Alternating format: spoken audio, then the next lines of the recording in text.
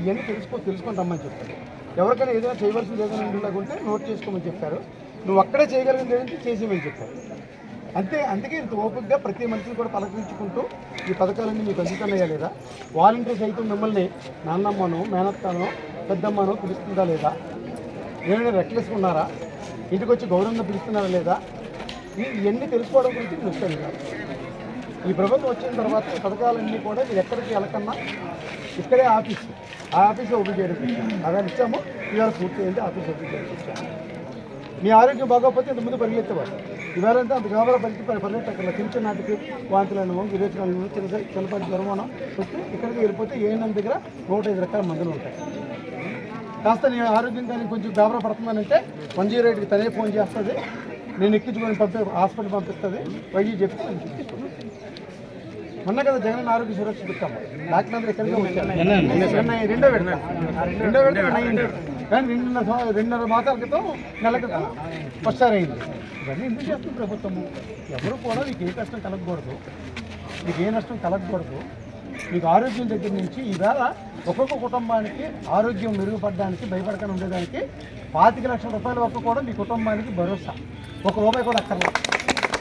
రాజశేఖర్ ఉన్నప్పుడే 2 లక్షలు ఉండేది, ఈ ప్రభుత్వం వచ్చేటప్పుడు 5 లక్షలు ఉండేది. ఈ రోజేమో దాన్ని 25 లక్షలు చేశారు. 25 లక్షలు అంటే మనకి ఎవరు రూపాయి ఎత్తుకోక్కర్లా. ఆ కార్డు పట్టుకెళ్ళిపోవడము, కార్పొరేట్ హాస్పిటల్ అయితే వైద్యం చేయించుకోవడము, 10 లక్షల దాకా నేను రూపాయి అడగను. 10 లక్షలు దాడితే అడుగుతాడు తప్ప ఎవరికి 10 లక్షలు బిల్లు అయిపోతుంది చెప్పండి. చిన్న విషయం ఏదైనా కొన్ని నీకిచ్చి 100 మందికి ఇవ్వము, ఈ 3లకు ఇవ్వము, ఆ 6లకు ఇస్తాము, మళ్ళీ 5లకు ఇవ్వము. నేను చెప్తానమ్మా, ఊర్లో చిన్నోడి దగ్గర నుంచి పెద్దోడి దాకా పిల్లల రేషన్ కార్డు ఎవరికైతే ఉందో అందరికీ కూడా 25 లక్షల వైద్యానికి ఇచ్చే కార్యక్రమం చేస్తాం. 45 సంవత్సరాలు దాటి 60 సంవత్సరాల వాళ్ళకేమో చేయవచ్చు. ఈ గవర్నమెంట్ వచ్చినప్పటికేమో డ్వాక్రా ఎవరికి ఉంటే వాళ్ళకి 3 విడతలు మీరు అడిగారమ్మా, అవేళ మాట ఇచ్చాడు మీ ఖాతాలోకి వచ్చేస్తాను కదా టైం ప్రకారంగాను. 4వ విడతలు 23 ఇచ్చిస్తున్నాము. చేతి డబ్బులేమో వచ్చే నెల 5 తారీఖు ఇచ్చిస్తున్నాము 15 రోజుల్లో. ఎవరు చేశారు ఇంతవరకు అన్న? నిన్ను డబ్బులు ఎవరు ఇచ్చారు చెప్పండి. చిత్రంలో ఏం మాట్లాడతారు? ఏం గారపడకండి అమ్మా, అన్ని కార్యక్రమాలు చేస్తాము, అంత మంచి చేయడానికి ఉన్నాము.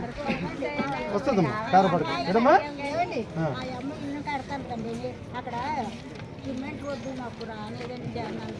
ఎక్కడ ఇస్తాను సిమెంట్ రోడ్డుకి డబ్బులు ఇస్తాను, చేస్తాను, ఇస్తాను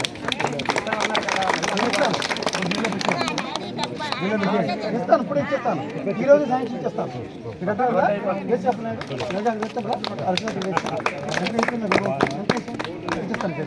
నేను వెంటనే చేయగలిగి చేసేస్తానమ్మా. సిమెంట్ రోడ్డు అంటే చేసేయాలి. దీనికి ఏంటంటే రాష్ట్రం మొత్తం మీద రావాలి, ఆశ పెట్టున్నాయి అక్కడ అమ్మా. ఇక్కడ మంచిగా